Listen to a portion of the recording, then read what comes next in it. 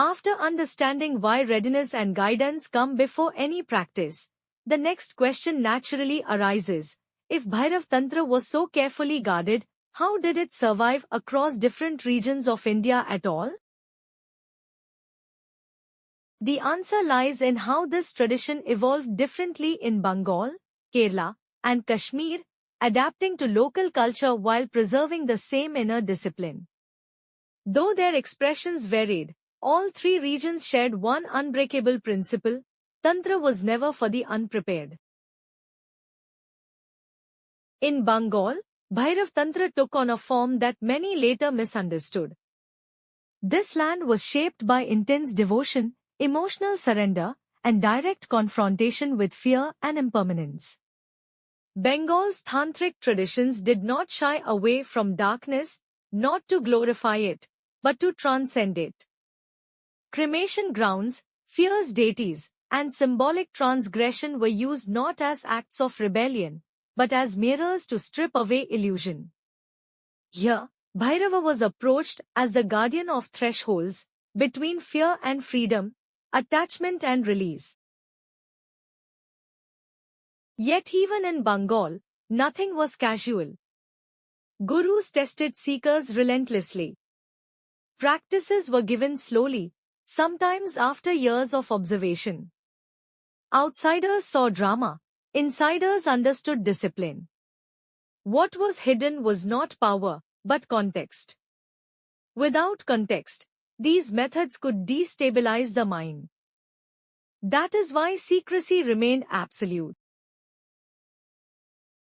In Kerala, the evolution took a very different path. Kerala Tantra became highly structured, mathematical, and temple-centered. Precision mattered more than intensity. Rituals were embedded into temple architecture, daily worship, and calendrical systems. Bhairav here was not wild, he was regulated, bound by rules, timings, and lineage protocols. Kerala's tantric system treated mantra and ritual like medicine. Dosage, eligibility, and conditions were everything. Nothing was improvised.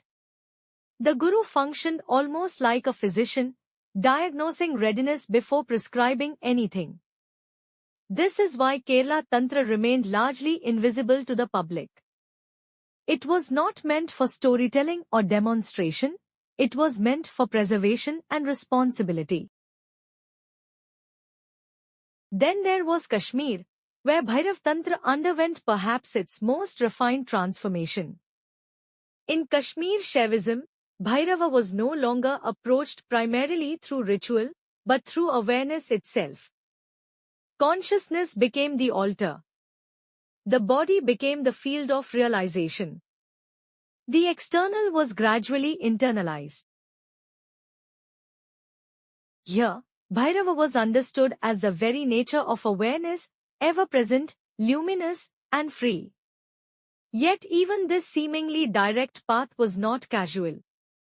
Texts emphasized that without mental stability and ethical clarity, even subtle teachings could be misunderstood.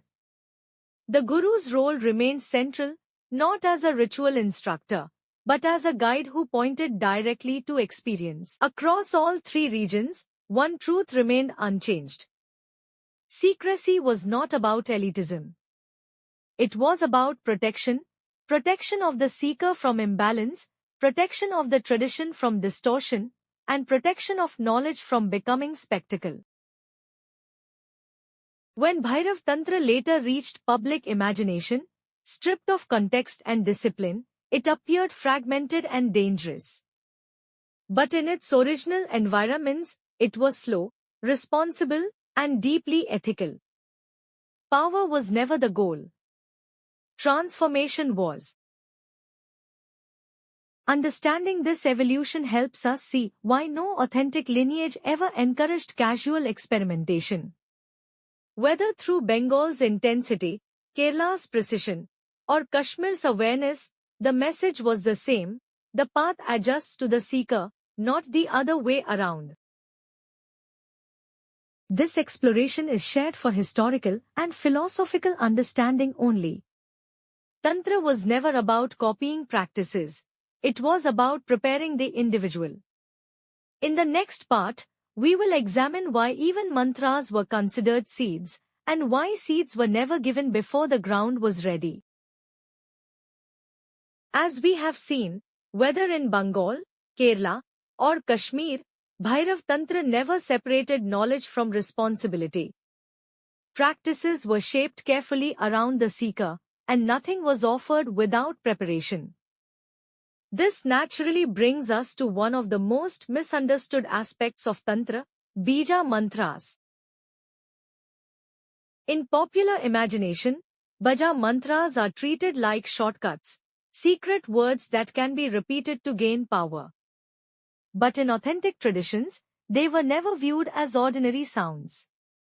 They were considered condensed instructions, capable of reshaping attention, perception, and inner balance. This is why they were guarded so closely. Not out of fear, not out of ego, but because a seed planted in unprepared ground does not grow, it decays. Lineages understood that without stability, discipline, and guidance, even a sacred sound could disturb rather than liberate. In the next part, we will speak about why Bija mantras were never given openly, how they were traditionally transmitted, and what preparation actually meant before a single syllable was entrusted to a seeker. This discussion will remain educational and reflective, not instructional. Because Tantra was never about imitation, it was about readiness.